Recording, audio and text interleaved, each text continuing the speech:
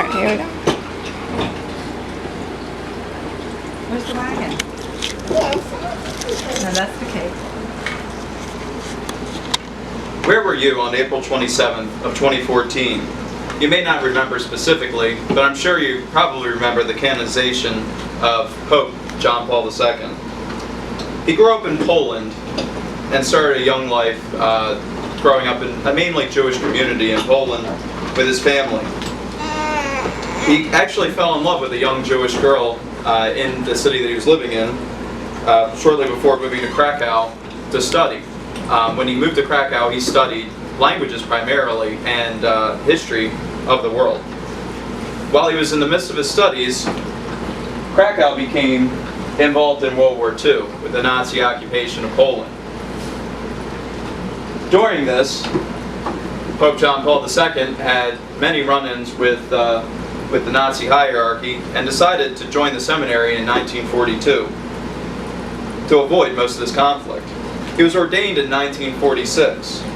He remained a priest in the local area from 1946 until 1958. Then, he moved up to bishop in 1958. In his time as bishop, he worked on Vatican II from 1962 to 1965. Largely for these works, he was raised to Archbishop of Krakow in 1964. In 1967, he was elevated to the position of cardinal for his good works.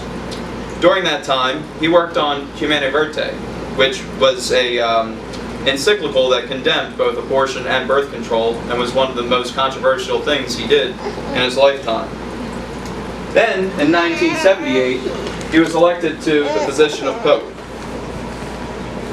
Shortly after, in 1981, he was actually shot in an assassination attempt. Shortly thereafter, he actually met with the would-be assassin, sat with him for 20 minutes to have a discussion, and forgave him for his actions. This largely shows where he was against the unjust punishment of certain individuals, and he absolutely condemned capital punishment in all situations.